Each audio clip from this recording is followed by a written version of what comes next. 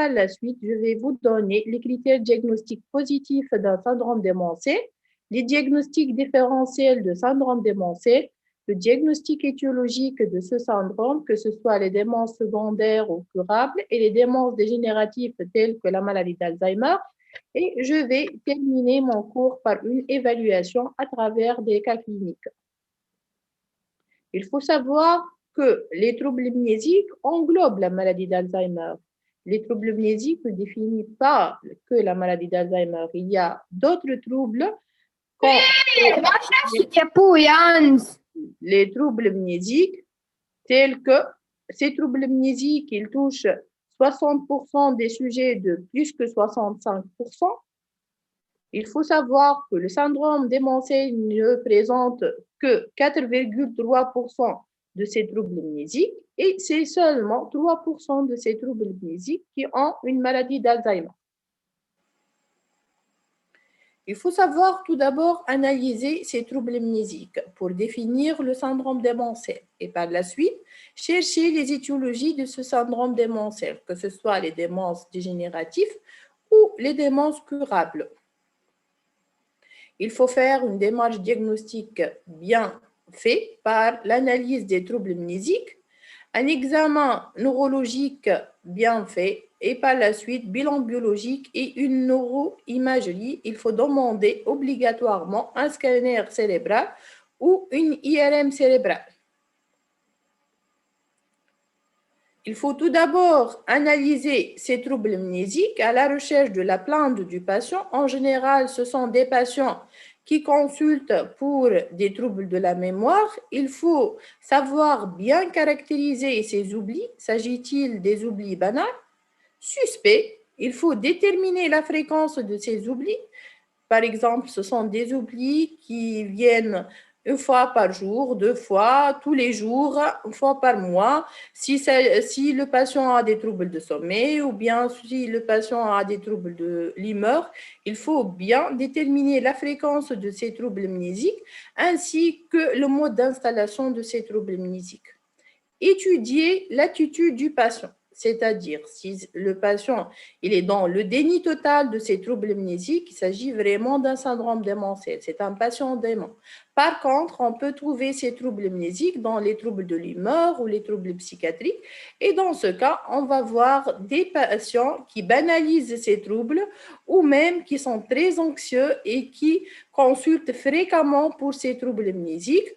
Il faut par la suite déterminer le retentissement socio-professionnel de ces troubles mnésiques. Déterminer si ces troubles mnésiques donnent un retentissement important. On parle dans ce cas des troubles mnésiques avec retentissement socio-professionnel sévère ou si on est devant un tableau des troubles mnésiques sans retentissement socio-professionnel.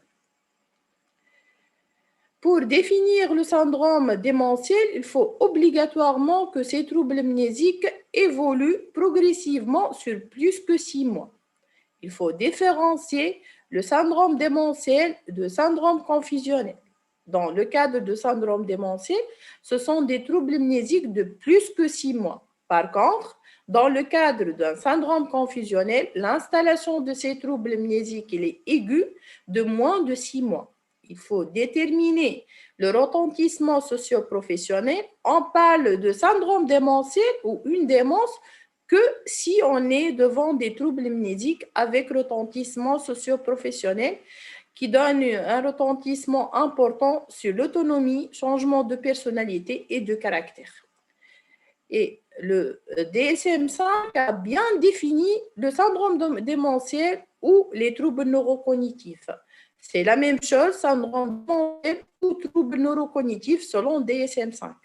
Il faut savoir différencier les troubles neurocognitifs majeurs des troubles neurocognitifs mineurs. Les troubles neurocognitifs majeurs, c'est le stade démentiel ou le syndrome démentiel. Par contre, les troubles cognitifs mineurs, c'est le mild cognitive impairment ou les troubles neurocognitifs légers.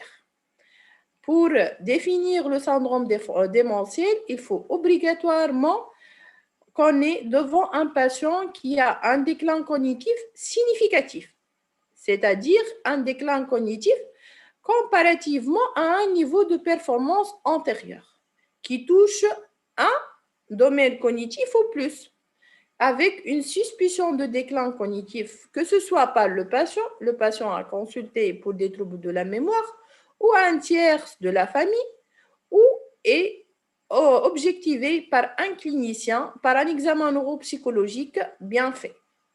Il faut que l'atteinte soit substantielle, c'est-à-dire l'atteinte, elle est majeure, elle est importante de la performance cognitive démontrée par une évaluation neuropsychologique standardisée ou une autre évaluation clinique quantitative. Par contre, si on est devant des troubles neurocognitifs mineurs ou le mild cognitive impairment, des troubles légers, on va trouver une atteinte modeste de la performance cognitive, évaluée par un test neuropsychologique standardisé. Les déficits cognitifs dans le cadre de syndrome démentiel ou des troubles neurocognitifs majeurs, comme j'ai dit, il faut qu'on trouve un retentissement sur les activités de la vie quotidienne important. C'est un syndrome qui va donner ou empêcher de réaliser seules les activités quotidiennes. Par contre, dans le cadre de troubles neurocognitifs mineurs ou mild cognitive impairment, le déficit cognitif il ne va pas donner un retentissement sur la vie quotidienne. Il faut savoir éliminer les diagnostics différentiels de syndrome démentiel, tels que le syndrome confusionnel. Comme j'ai dit, le syndrome confusionnel, on va trouver une installation aiguë des troubles de la mémoire. C'est un syndrome de début aigu. Et il faut aussi éliminer les déficits cognitifs dus à un trouble mental, tels que les troubles de l'humeur, tels que la dépression, la schizophrénie ou tous les troubles psychiatriques. Après définir le syndrome démentiel, il faut obligatoirement chercher la cause, savoir s'il y a une modification des troubles de comportement et bien préciser la sévérité de ces troubles de comportement sur la vie quotidienne. Pour définir le syndrome démentiel ou les troubles neurocognitifs majeurs, comme j'ai dit, il faut obligatoirement un retentissement sur les activités de la vie quotidienne. Ce retentissement, il est évalué à l'aide de ce test, l'ADL. C'est une évaluation des activités de la vie quotidienne. On va donner un score de 0 à 6 et on va chiffrer ces différentes activités de la vie quotidienne. On va tester si le patient est capable d'utiliser le téléphone, les transports communs, la gestion prise de médicaments, la gestion du budget, les courses, préparer les repas et enfin entretenir le domicile.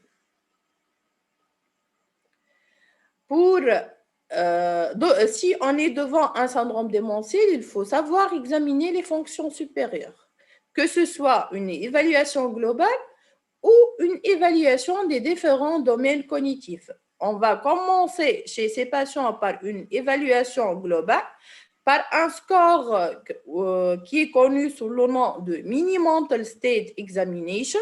Ce score va nous permettre d'examiner l'orientation temporelle. On va demander aux patients quelle est l'année, la saison, le mois, ainsi que l'orientation spatiale, le lieu, la ville, l'étage. Ce test, il va, comme j'ai dit, tester l'orientation temporo-spatiale. Par la suite, on va tester le rappel, l'apprentissage, que ce soit le rappel immédiat, on va donner au patient 3 mots et on va demander au patient de répéter ces 3 mots.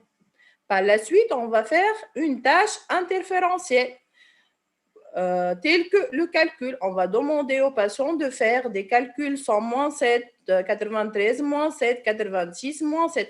Et par la suite, tester le rappel déféré après à peu près 20 minutes pour voir les capacités des patients à apprendre ces 3 mots ou pour tester la mémoire épisodique par le rappel immédiat ainsi que le rappel déféré.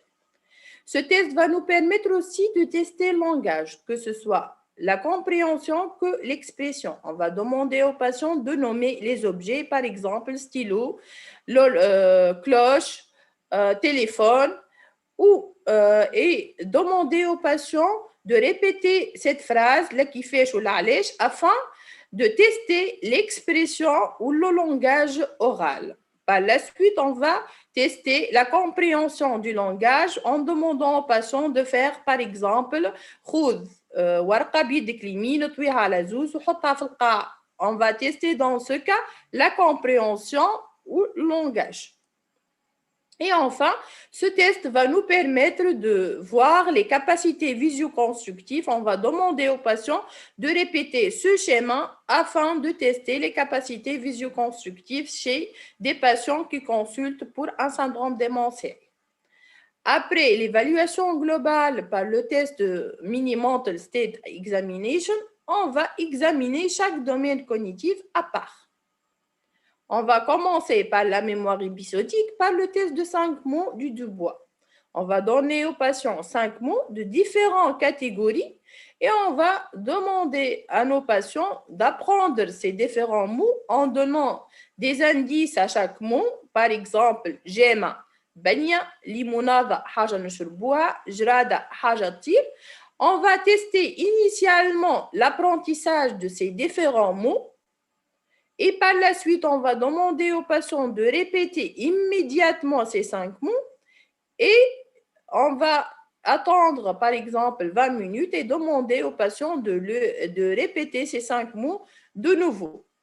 On va tester le rappel déféré de façon spontanée et par l'apport de l'indicage. Si le patient il est incapable de répéter ces mots, on va donner l'indice, par exemple, باش تقول له شنو اسم البنيه اللي سميتها لك الحاجه اللي نشربوها الحاجه اللي تطير.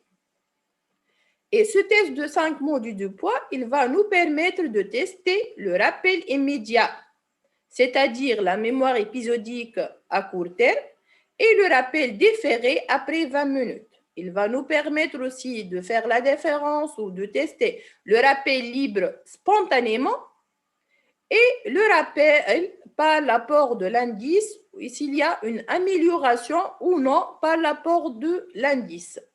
Il va nous permettre d'explorer la mémoire immédiate, comme j'ai dit, et la mémoire de rappel. Si on est par exemple devant une maladie d'Alzheimer, on va trouver un profil hippocampique. Qu'est-ce que ça veut dire? Profil hippocampique, ce sont des troubles de la mémoire épisodique qui ne s'améliore pas par l'apport de l'indicage. Par exemple, le patient il est incapable de répéter les 5 mots déjà dits, même après l'apport de l'indice. On va dire au patient, il est incapable de répéter. Par contre, si on est devant des troubles attentionnels, des troubles psychiatriques, ou même d'autres types de démence, après l'apport de l'indice, le patient il est capable de se souvenir des 5 mots. Exemple, تقول له شنو هي اسم البنيه اللي سميتها لك؟ بون جامع. شنو هي اسم الحاجه اللي نشربوها؟ وي ليموناده. Il y a aussi un autre test qui est plus sophistiqué que le test de 5 mots, c'est le test de 16 mots. Après examiner la mémoire épisodique, qui est un élément majeur ou capital dans le syndrome démentiel, il y a l'apraxie. L'apraxie, c'est le trouble de la programmation des gestes. Que ce soit l'apraxie motrice, on va demander au patient d'imiter ces gestes automatiquement. L'apraxie idéomotrice, on va demander au patient de faire des gestes abstraits sans objet, tels que le salut militaire. Dans l'apraxie idéatoire, ce sont des troubles de la programmation des gestes, mais dans ce cas, avec des objets, on va demander au patient de mettre une feuille de papier dans une enveloppe, par exemple. Il y a aussi l'apraxie visio-constructive. Comme j'ai dit dans l'examen ou le score de l'MMSE, on va demander au patient de recopier ce dessin. Et on va trouver l'apraxie dans le cadre, par exemple, de maladie d'Alzheimer, si on est devant des patients à un stade avancé de la maladie. Après l'apraxie, il y a l'ignosie. L'ignosie, ce sont des troubles de la reconnaissance, que ce soit Reconnaissance visuelle, le patient il est incapable de reconnaître les objets, de reconnaître les couleurs. Le gnosie auditif, il est incapable de nommer les voix, par exemple la voix du conjoint, des membres de la famille, des animaux, ou même les visages, c'est la prosopagnosie, il est incapable de nommer les prénoms des visages connus. Madame? Oui, après, les capacités visio-spatiales, on va tester par le test d'horloge. C'est la capacité de mettre les chiffres ou les objets dans l'espace. Il va explorer plusieurs fonctions cognitives, ce test, telles que la praxis, l'orientation, mais essentiellement la visio-spatiale. On va demander au patient de dessiner une horloge avec une heure précise. Étudier par la suite 4 critères. On va voir si le patient est capable de mettre le nombre 12 au sommet, les cadrans, les 12 chiffres sont-ils représentés, existe-t-il 2 aiguilles et l'heure demandée, on va demander par exemple au patient de mettre 5 moins quart, 10 plus 10. Et on va tester les différents critères et enfin, leur demander, s'agit-il vraiment, leur demander est-elle correctement dessinée ou non. Si un des critères n'est pas rempli, je vais répondre aux questions à la fin du cours. Non, ce n'est pas une question, s'il vous plaît. Oui? Désolée, mais est-ce que vous pouvez aller moins vite, s'il vous plaît? OK. Merci. Si un des critères n'est pas rempli, par exemple, comme on voit sur le premier schéma, c'est un patient qui est suivi pour une maladie d'Alzheimer au stade débutant. Il est incapable de mettre juste le centre des aiguilles. Les chiffres, ils sont bien placés, ainsi que les aiguilles, mais malheureusement, il y a 2 aiguilles qui sont de la même longueur et mal centralisées. Deuxième schéma, c'est un schéma d'un patient qui a une démence plus évoluée. Ce patient a dessiné ces chiffres, mais ils sont mal placés. Ils sont placés dans un seul cadran de l'horloge. Et enfin, on voit le schéma d'un patient avec une démence très évoluée. Les chiffres ils sont incorrects et ils sont mal placés.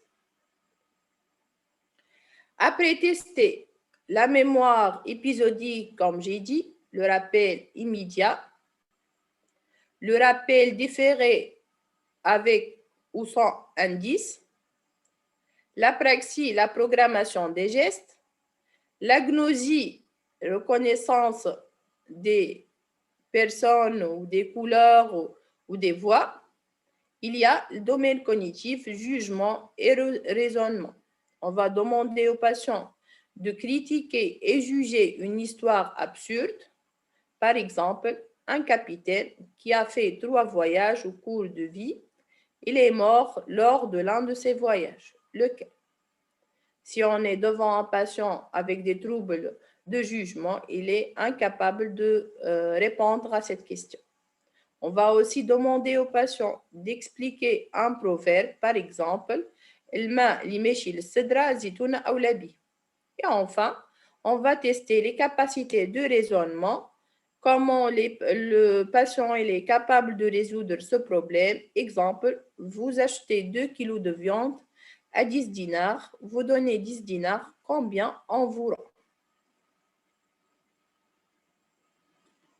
Après faire un examen neuropsychologique, comme j'ai dit, par ces tests, le Mini-Mental Test Examination, Mini-Mental State Examination, qui évalue la cognition globale, le test de 5 mots pour examiner la mémoire épisodique, la praxie idéatoire, idéomotrice et motrice, l'agnosie, que ce soit l'agnosie des couleurs, l'agnosie auditive ou la prosopagnosie, les troubles de raisonnement, de jugement, il faut faire un examen neuropsychologique qui est plus sophistiqué, plus approfondi. Par exemple, les tests utilisés pour évaluer les capacités attentionnelles. J'ai mis ce test, le test de cloche. On va demander aux patients de mettre dans un cercle les cloches. Et c'est une batterie de bilan neuropsychologique bien sophistiquée qui est fait en général par le neurologue ou le neuropsychologue. Après finir l'examen neurologique ou l'examen neuropsychologique, quel est le bilan à demander devant un syndrome démentiel? Il faut tout d'abord, comme j'ai dit, éliminer les troubles de l'humeur, la dépression par différentes échelles de la dépression, telles que GDS, Geriatric Depression Scale. C'est un test qui évalue la dépression en général et surtout éliminer la présence d'un syndrome confusionnel qui est défini par des troubles de la mémoire, dans ce cas inférieur à 6 mois. C'est un syndrome avec des troubles de la mémoire qui sont en général fluctuants et qui s'associent à l'onirisme, ce sont des illusions visuelles. Après définir le syndrome démentiel, éliminer les diagnostics différentiels, il faut savoir chercher l'étiologie du syndrome démentiel, sachant que les étiologies de ce syndrome sont de deux types, des démences secondaires, curables, et des démences dégénératives. Dans le cadre de démences curables, ce sont les démences causées par une infection, telles que syphilis, le HIV, ou les démences métaboliques, telles que l'hypothyroïdie. L'hyperthyroïdie, en général, c'est l'hypothyroïdie qui donne un ralentissement psychomotrice. Déficit en vitamine B12, et dans ce cas, on parle de maladie de Bermer ou neurobermer. Les causes neurochirurgicales, telles que l'hématome sous-dural, l'hydrocéphalie à pression normale et les démences vasculaires causées par un AVC ischémique. Après éliminer les démences secondaires, il faut chercher les démences dégénératives et en chef de file, la maladie d'Alzheimer, qui est la maladie la plus fréquente des démences. Et par la suite, il y a aussi d'autres types de démences dégénératives, telles que démence à col de Lewy, la dégénérescence lobaire frontotemporale et d'autres causes rares, telles que les syndromes parkinsoniens plus. Je vais commencer par les démences secondaires et éliminer surtout les urgences neurochirurgicales. Urgences neurochirurgicales, les causes vasculaires, infectieuses ou métaboliques. Quel est le bilan à demander dans ce cas? Il faut demander chez les patients avec un syndrome démentiel l'anaphyse, IONO, créate à la recherche d'une encéphalopathie urémique, un bilan hépatique à la recherche d'une encéphalopathie hépatique qui donne généralement un syndrome confusionnel, un bilan thyroïdien à la recherche d'une hypothyroïdie responsable d'un ralentissement psychomoteur, une sérologie syphilitique à la recherche d'une encéphalopathie syphilitique et dosage, comme j'ai dit, de la vitamine B12 et des folates dans le cadre de neurobermer ou maladie de Bermer. Par la suite, il faut demander une imagerie cérébrale, un scanner cérébral et ou IRM cérébral, surtout pour éliminer les diagnostics différentiels ou les démences curables des démences dégénératives. Comme on voit sur ces trois images, l'image 1, c'est l'image d'une tumeur frontale qui a donné un syndrome démentiel caractérisé surtout par un syndrome frontal. Deuxième, c'est le scanner d'un patient qui est suivi pour une hydrocéphalie à pression normale, sachant que cette maladie, elle va donner triade d'Adam Hakim. Ce sont des troubles vésico-sphinctériens, des troubles de la marche avec des patients qui ont une marche à petits pas et un syndrome démentiel ou des troubles de la mémoire. Et enfin, l'hématome sous-dural qui peut être responsable des troubles de la mémoire et un syndrome démentiel. Après éliminer ces démences neurochirurgicales, il y a aussi les démences vasculaires.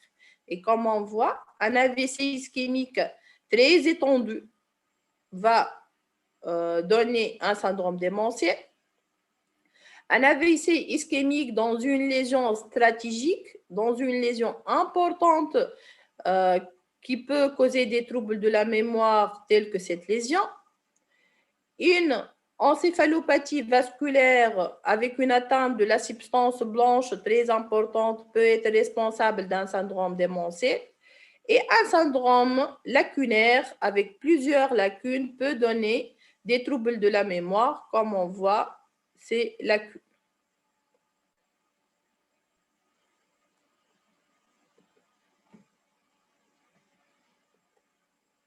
Après les démences vasculaires, il y a les démences métaboliques et endocriniennes. Les carences en vitamines peuvent aussi causer des troubles de la mémoire, tels que la neurobermère. C'est une maladie qui touche en général les femmes d'un âge à peu près à la quarantaine, avec surtout des antécédents d'anémie macrocytaire et des chiffres de VGM augmentés avec l'hémoglobine inférieure à 12. Cette maladie va donner un syndrome démentiel et dans ce cas, c'est un syndrome d'aggravation lentement progressive. La démence alcoolique, surtout chez les patients de sexe masculin, à un âge avancé, à peu près à la soixantaine ou 80 ans, avec des antécédents d'alcoolisme chronique. Dans ce cas, c'est le tableau d'évolution des troubles de la mémoire, mais non pas rétrogrades, ce sont des troubles de la mémoire qui touchent les souvenirs anciens. C'est une atteinte de la mémoire antérograde avec des fabulations, un syndrome confusionnel, une fluctuation, des fausses reconnaissances. Ces patients ne connaissent pas les personnes, ils ne connaissent pas les lieux, et une anosognosie, c'est-à-dire il est incapable de reconnaître la maladie ou la présence des troubles de la mémoire. À l'examen neurologique, c'est ces patients avec un syndrome démentiel causé par l'alcoolisme. À l'examen, on va trouver, comme j'ai dit, une atteinte de la mémoire antérograde, un syndrome cérébelleux et un nystagmus horizontal. Après les démences métaboliques, il y a aussi des causes infectieuses qui peuvent donner des troubles de la mémoire et un syndrome démentiel, tels que syphilis, après 5 à 20 ans de l'infection primaire. Les troubles de la mémoire sont surtout des troubles de la mémoire du jugement, de raisonnement, qui s'associent à des troubles de comportement, des troubles de la personnalité et des troubles de l'humeur. Et un délire mégalomaniaque s'associe à des troubles moteurs. Le VIH peut aussi donner des troubles de la mémoire, un syndrome démentiel, dans 7% par an, surtout si on est devant une atteinte importante de VIH, charge virale dans les CR qui dépasse 200 copies. Une charge virale très importante peut donner des troubles de la mémoire dans le cas de VIH. Après éliminer les démences secondaires ou les démences curables, on est devant des démences dégénératives. La maladie d'Alzheimer, c'est la première cause de démence dégénérative. Après, les démences à col de Lewy, je vais les détailler par la suite. La maladie d'Alzheimer. La maladie d'Alzheimer, c'est la première cause de démence. C'est la 4e cause de mortalité en 2004. Il touche 17,8% des patients de plus que 75 ans. La maladie d'Alzheimer, elle est caractérisée par la présence des dépôts amyloïdes. Ce sont des dépôts de protéines à bêta-42 qui sont des dépôts toxiques et une dégénérescence neurofibrillaire qui va être responsable de mort neuronale et par la suite d'une atrophie corticale. Que ce soit le dépôt d'amyloïdes ou la dégénérescence neurofibrillaire, dans la dégénérescence neurofibrillaire, on va trouver une accumulation intraneuronale des fibrilles, c'est-à-dire une accumulation des protéines tau anormales. Il y a aussi des plaques séniles, ce sont l'accumulation de la substance amyloïde sous forme de plaques. Pourquoi y a-t-il une accumulation de dépôt d'ABETA42 ou de protéines Tau? C'est dû à un déficit de l'alpha-sécrétase, qui est l'enzyme normale chez les sujets normaux, l'alpha-sécrétase, qui va dégrader l'APP dans cette localisation et par la suite, elle va être excrétée dans l'LCR. Par contre, chez les patients avec une maladie d'Alzheimer, il n'y a pas de l'alpha-sécrétase, il y a de bêta-sécrétase et gamma-sécrétase. La localisation ou la coupure de cette protéine va être dans des localisations fausses et on va trouver une accumulation des protéines Abeta42. Dans ce cas, on va trouver une accumulation des plaques amyloïdes, ce qui va donner une diminution de taux d'ABETA42 dans l'LCR, ce qui va causer une hyperphosphorylation de T-tau et une libération de protéines tau. Ceci est responsable d'une dégénérescence neurofibrillaire et mort neuronale, et on va trouver une augmentation des taux de taux phosphorylés et tau dans les LCR. Y a-t-il des facteurs favorisants de la maladie d'Alzheimer? L'âge. Oui, c'est vrai, la maladie d'Alzheimer, il touche surtout les patients de 65 ans à 74 ans, selon une thèse dans une population tunisienne. Mais malheureusement, on voit de plus en plus un syndrome démentiel à un âge précoce de moins de 65 ans qui touche à peu près 25% des patients. S'agit-il d'une maladie héréditaire? Il n'y a que 5% dans la population mondiale où c'est une maladie héréditaire, mais en Tunisie, on a plus de cas familiaux et on a une hérédité qui est plus importante que l'hérédité à l'échelle internationale. Et la transmission de la maladie d'Alzheimer, il peut être fait sous le mode autosomique dominant, mais aussi sous le mode autosomique récessif. Les facteurs de risque vasculaire, eh bien oui, les facteurs de risque vasculaire, ils vont augmenter la fréquence ou la possibilité de l'apparition de maladies d'Alzheimer, sachant que ces patients avec une maladie d'Alzheimer, dans la moitié des cas, ce sont des patients hypertendus. Dans l'un quart des cas, ce sont des patients tabagiques, diabétiques et même dyslipidémiques. Y a-t-il d'autres facteurs de risque? Oui, le bas niveau d'éducation, c'est un facteur de risque favorisant de la maladie d'Alzheimer. Les traumatismes crâniens, la pollution, les troubles de sommeil et enfin, la baisse de l'acuité visuelle et même certains facteurs nutritionnels.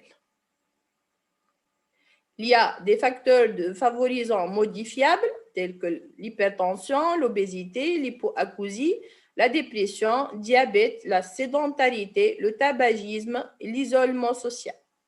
Mais aussi, il y a des facteurs favorisants non modifiables tels que l'âge et le facteur héréditaire par la présence d'ApoE et exactement l'ApoE4.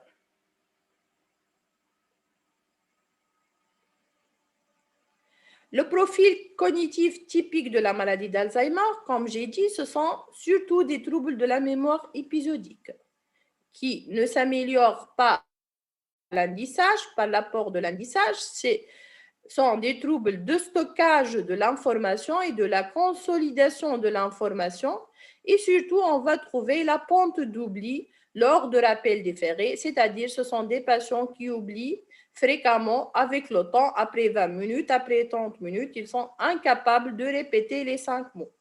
Le diagnostic de la maladie d'Alzheimer, c'est un diagnostic clinique, purement clinique, après éliminer les démences curables et les démences secondaires. À un stade précoce de la maladie, on va trouver des troubles de la mémoire épisodique et par la suite, on va trouver un syndrome apraxo-agnouso-aphasique avec des troubles de la nomination, une anomie, une désorientation temporospatiale, des manques de mots, des paraphasies ou même à un stade très avancé, une prosopagnosie pour les visages. Les patients ils sont incapables de connaître les noms des visages, même des visages peu familiers. Comme j'ai dit, le diagnostic positif, c'est un diagnostic clinique basé sur l'interrogatoire, sur les explorations cliniques, l'examen neuropsychologique.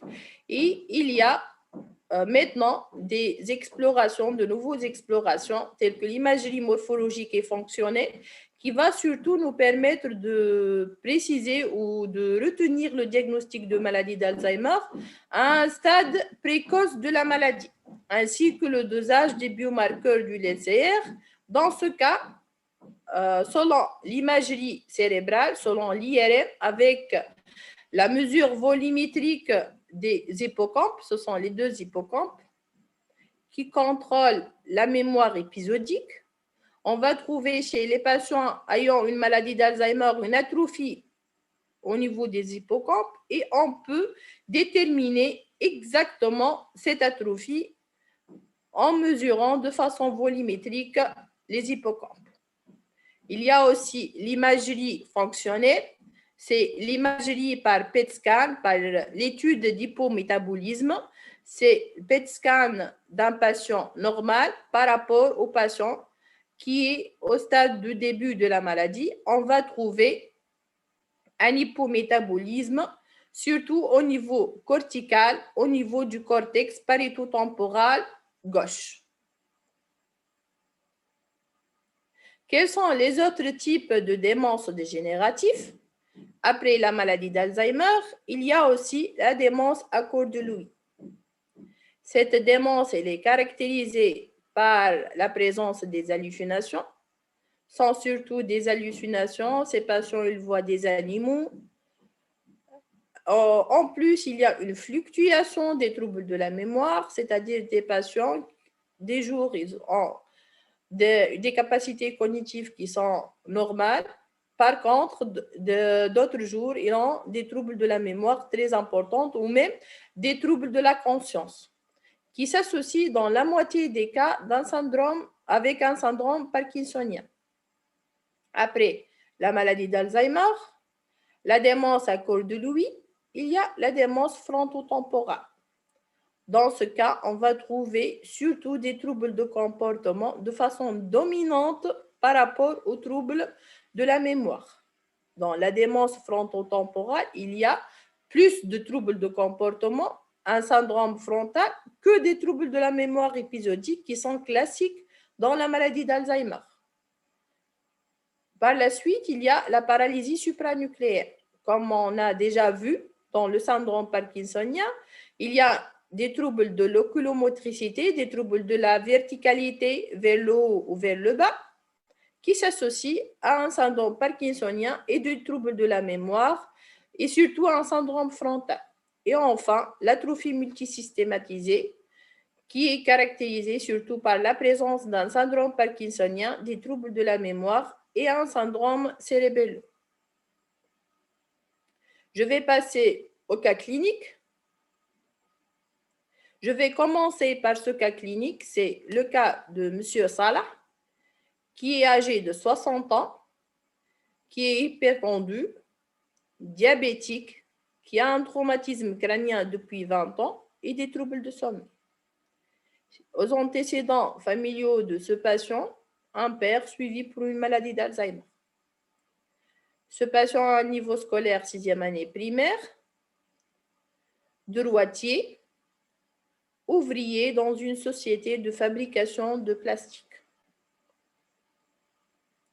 Il a consulté au service de neurologie pour apparition depuis 6 mois, des difficultés à se souvenir des personnes rencontrées récemment, qui s'associent à des oublis fréquents de la liste des courses demandées par sa femme. Ce patient perd son portefeuille de façon quotidienne, 3 fois par semaine, rapporté par les parents. Et il y a des difficultés de rappel, surtout de vieux souvenirs de plus en plus fréquentes. Quels sont les facteurs favorisants, que ce soit de la maladie d'Alzheimer ou d'autres maladies?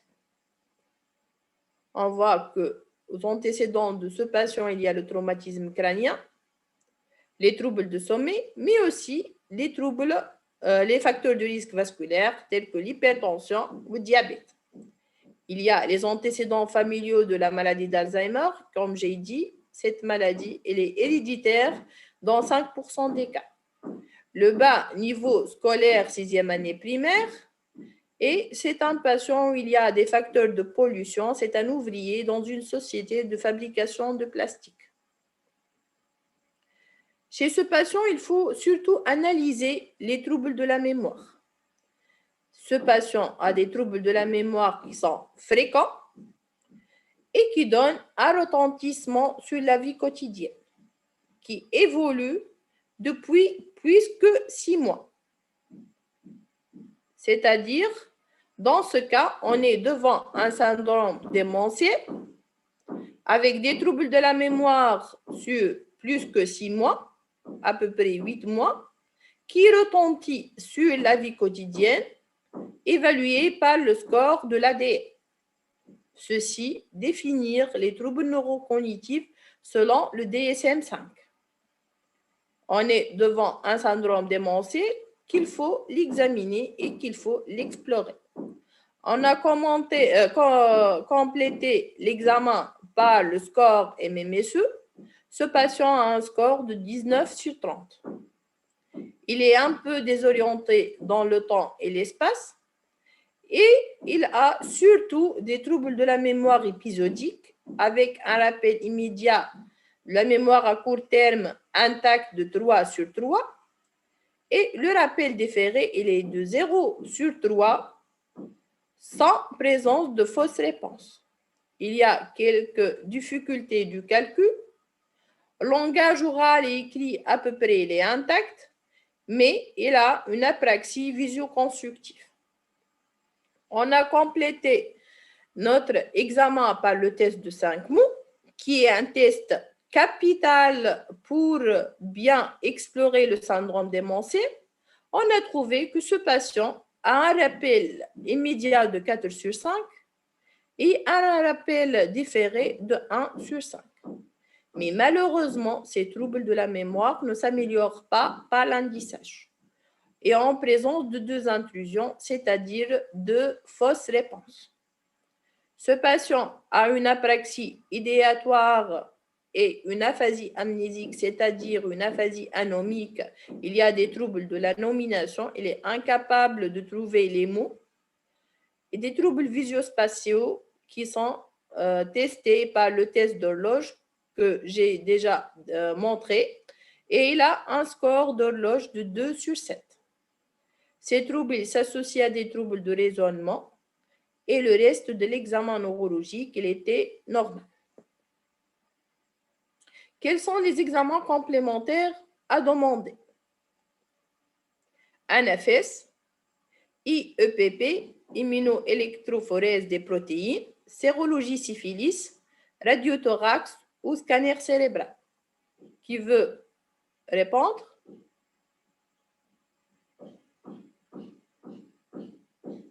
Personne?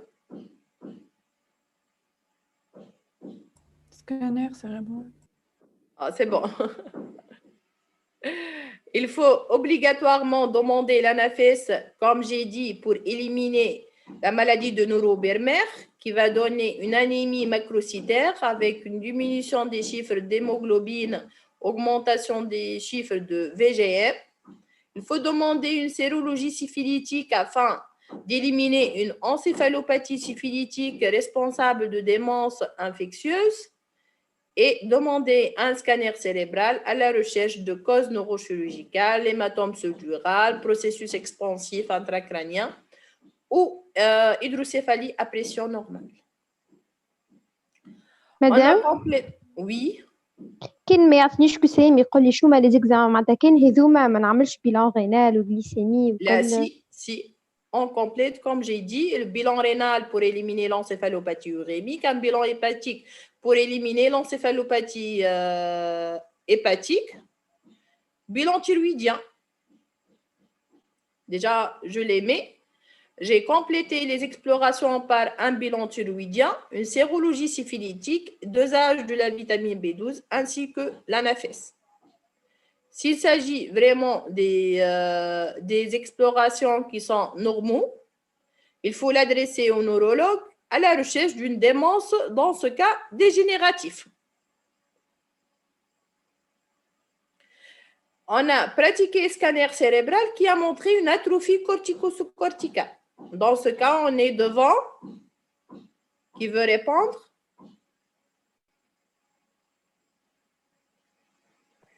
Maladie d'Alzheimer.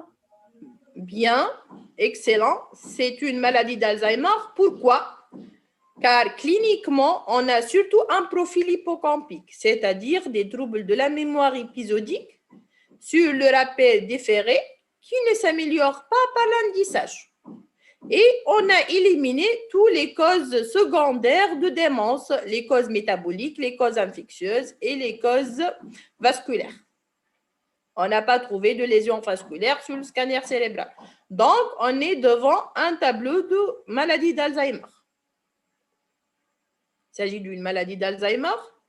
Le deuxième cas clinique, c'est un cas d'une femme de 48 ans, femme au foyer, qui est mariée, mère de 2 enfants, qui a un niveau scolaire baccalauréat, mais qui a des antécédents de tante qui a des troubles mnésiques apparaît à l'âge de 60 ans, suivi par un neurologue.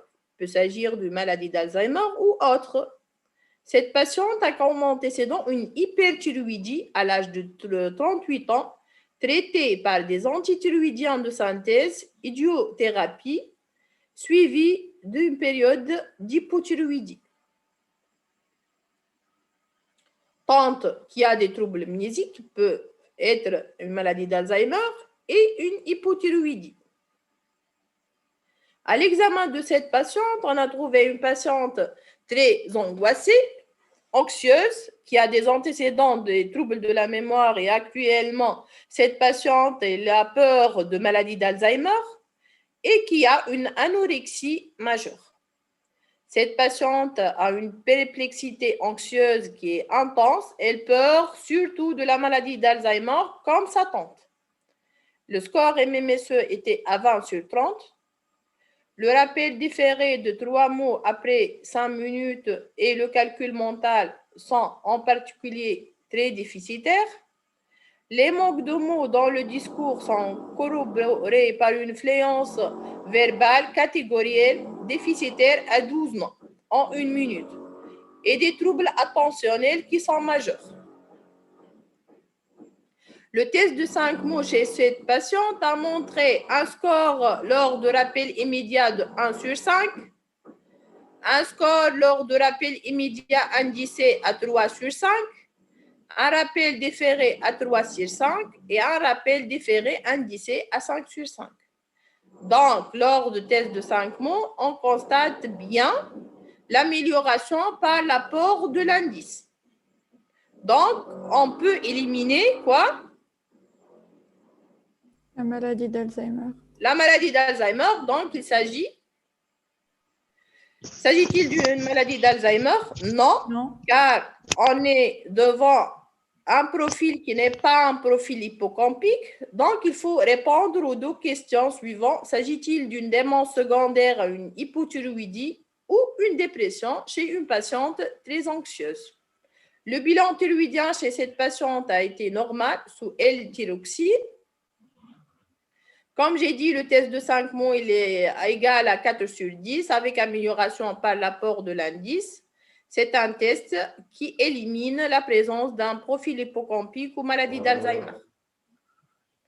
Le mini-JDS, c'est-à-dire le score de la dépression, il était égal à 4 sur 4. La patiente a été adressée au psychiatre pour un traitement antidépresseur puis réévaluer les fonctions cognitives après 1 à 3 mois du traitement. Donc, on est devant un tableau d'une dépression, une anxiété, vu que cette patiente a déjà des antécédents de maladie d'Alzheimer chez sa tante.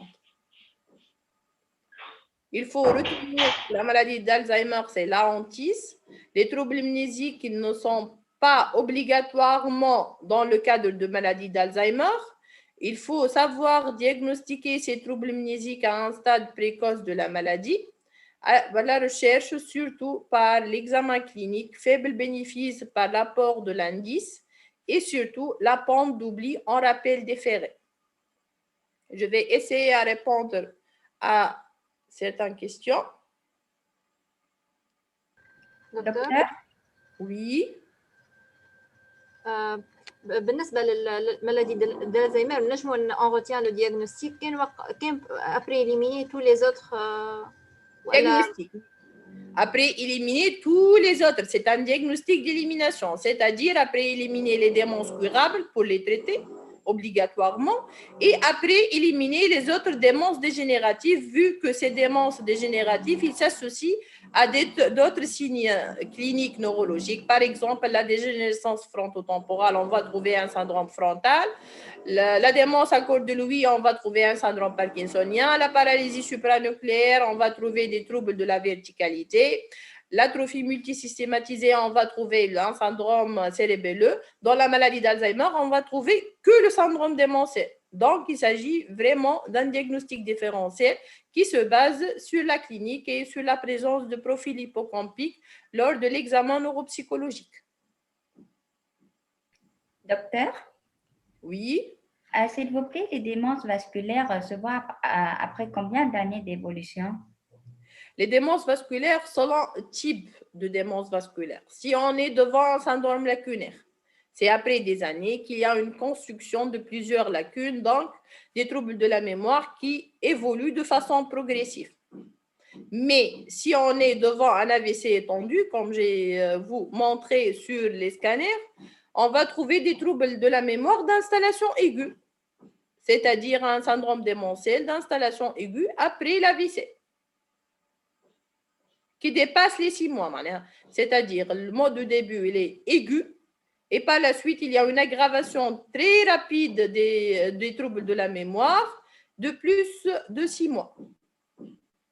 C'est-à-dire, il peut être aigu après un AVC ou progressif dans le cadre du syndrome lacunaire et la construction de plusieurs lacunes ischémiques. Merci, docteur. C'est bon? Oui, merci beaucoup, docteur. مدام Oui. مدام في الكا كلينيك 2 علاش ما عملناش bilan complet pour éliminer les étiologies secondaires avant de dire qu'il s'agit d'une dépression? De dépression, on a fait tout ce qui est clinique, on a mené le scanner cérébral. Le scanner cérébral était normal. Donc, on a éliminé le processus au bilan biologique normal, bilan thyroïdien, surtout une hypothyroïdie, et un bilan infectieux, on a fait ça. D'accord, merci. Il faut obligatoirement demander le bilan standard que j'ai déjà montré et un scanner cérébral chez tous les patients avec des troubles de la mémoire. C'est bon? Mais je vais déjà répondre aux questions dans le chat. Substantiel, ça veut dire quoi? Substantiel, ça veut dire majeur, importante. Par contre, dans le mild cognitive impairment ou les troubles de la mémoire légers, ce sont des troubles de la mémoire modérés qui ne donnent pas de retentissement sur la vie quotidienne. Le syndrome démentiel, il y a un retentissement assez important sur les activités de la vie quotidienne. Majeur, c'est la même chose. Majeurs sont importants, mineurs, ce sont des troubles de la mémoire légers sans retentissement sur la vie quotidienne. Quels sont les domaines cognitifs? Les domaines cognitifs, ce sont la mémoire, praxie, le gnosie, le langage, l'attention, raisonnement et jugement. Mémoire antérograde, ce sont les anciens souvenirs, oui.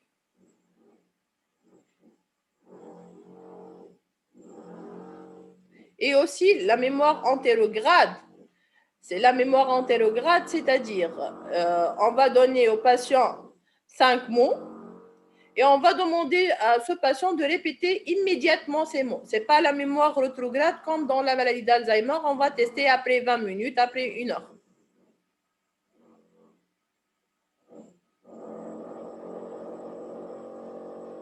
Oui, c'est vrai, il oublie au fur et à mesure. La mauvaise nutrition peut donner vraiment, ce sont des études, des controverses, est-ce que la nutrition elle entre dans le cadre de maladie d'Alzheimer ou non. Ce n'est pas un facteur de risque important, mais c'est un facteur de risque au cours de discussion. S'il vous plaît, est-ce qu'on va retenir les critères de DSM-5? Oui, il faut savoir qu'est-ce que ça veut dire le syndrome démentiel pour faire le diagnostic positif des troubles neurocognitifs majeurs.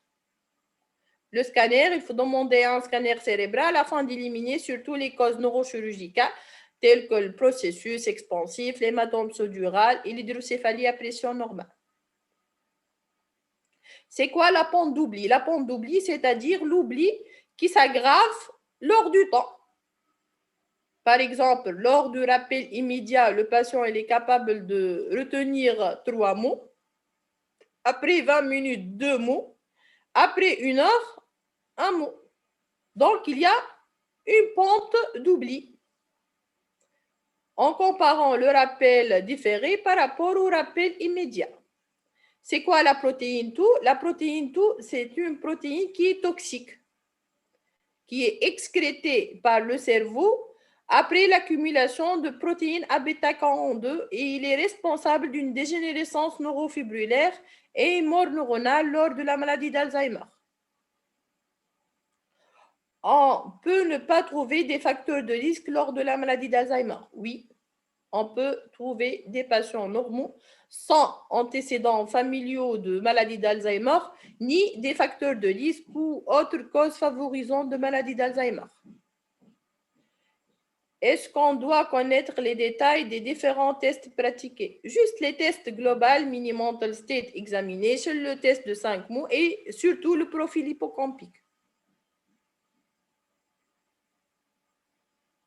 Le profil hippocampique, oui, c'est l'élément de base dans la maladie d'Alzheimer. Le profil hippocampique, il est toujours présent dans la maladie d'Alzheimer. Est-ce que la physiopathologie de la maladie d'Alzheimer est à retenir? Non, la physiopathologie, ce n'est pas obligatoire de retenir cette physiopathologie.